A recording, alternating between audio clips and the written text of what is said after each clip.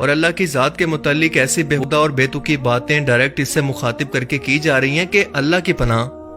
آپ بھی انہیں سن کر اپنے کانوں کو ہاتھ لگا لیں گے کہ اب تک آپ بھی ان گانوں کے لیرکس پر غور کیے بغیر اور انہیں سمجھے بغیر ان الفاظ کو نہ صرف دہراتے رہے بلکہ بار بار سنتے رہے۔ آئیے آج ایسے ہی کفریہ اور شرک سے بھرے ہوئے بالی ووڈ کے گانوں کی فہرست پر ایک نظر دوڑاتے ہیں۔ ان الفاظوں کو غور سے سنیے گا۔ کہ بن گئے ہو تم میرے خدا۔ ایک انسان کو یعنی ایک لڑکی کو خدا بنایا جا رہا ہے۔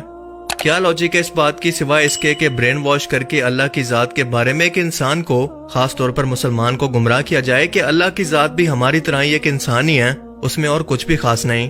آگے چلیں۔ ہے میرا تو ہی میرا رب ہے جہاں ہے۔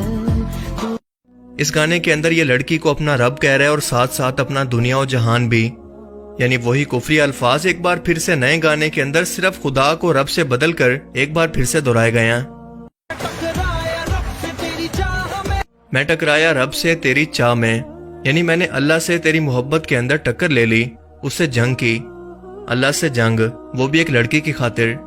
ایک انسان کی کیا حیثیت ہے کہ وہ خدا سے کسی چیز کے بارے میں سوال بھی کرے، جنگ کرنا تو بہت دور کی بات ہے۔ رب بھی دیوانہ لگے مجھے رب بھی دیوانہ یعنی کریزی لگتا ہے۔ آپ جانتے ہیں کہ یہ کریزی کے الفاظ ہم دنیا کے اندر کسی مجنوں، پاگل یا بے وقوف شخص کے لیے استعمال کرتے ہیں، اور یہ کھلم کھلا اللہ کی توہین نہیں تو اور کیا ہے۔ تجھ میں رب دکھتا ہے یار۔ خود کو مسلمان کہنے والا یہ ایکٹر ایک ایسے گانے پر ایکٹنگ کر رہا ہے جس کے اندر ایک لڑکی کو کہا جا رہا ہے کہ مجھے تجھ میں رب نظر آتا ہے، میں کیا کروں۔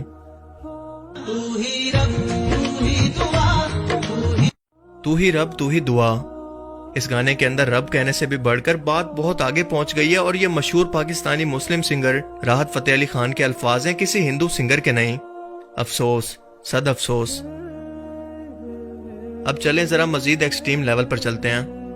یہ بندہ خدا یعنی اللہ کو کہہ رہا ہے کہ اگر کبھی تجھے بھی پیار ہوگا، کبھی تیرا یار بھی تجھ سے جدا ہوگا، تب جا کر تجھے احساس ہوگا کہ درد کیا ہوتا ہے۔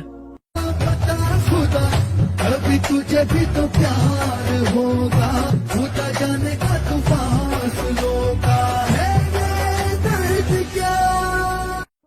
ان توہین امیز الفاظ سے یہ اندازہ ہوتا ہے کہ ان جاہل لوگوں کو یا تو خدا کے لفظ کا مطلب ہی نہیں پتا، اور اگر پتا ہے تو دوسری سچویشن بالکل آبویس ہے کہ یہ جان بوجھ کر اپنی عوام کا برین واش کر رہے ہیں، اور ظاہر ہے کہ یہ کام پوری تیاری سے اور ٹیم ورک کے ساتھ ہوتا ہے، اسی لیے کسی بھی غلطی کا امکان نہ ہونے کے برابر ہے۔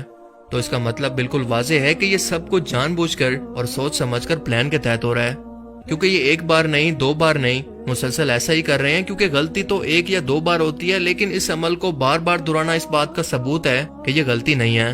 تو میرا خدا اساں تے تینوں رب منیا، آپ ہی رب آپ ایمان بن گئے، تھے خدا اور ہاں وہی بن گئے۔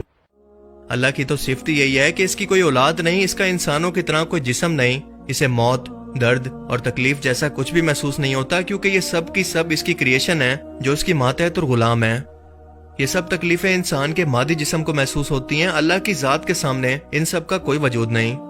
اور اگر یہ اللہ کی ذات پر بھی بالکل اسی طرح سے اثر انداز ہوں جیسا کہ ہم انسانوں پر، تو وہ اللہ کیسے ہوا؟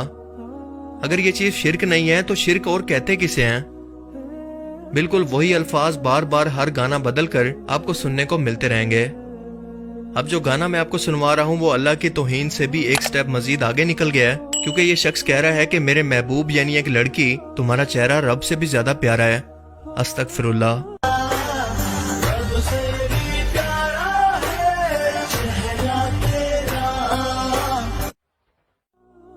اب سوال یہ ہے کہ یہ لوگ جان بوجھ کر ایسا کیوں کرتے ہیں؟ تو اس کا جواب بالکل سادہ ہے کہ یہ مسلمانوں سے جنگ کی حالت کے اندر ہیں، جنگ ہتھیاروں والی نہیں بلکہ سائیکالوجیکل وار، کیونکہ یہ اچھی طرح سے جانتے ہیں کہ مسلمانوں کے لیے سب سے بدترین گناہ شرک ہے جس کی کوئی معافی نہیں۔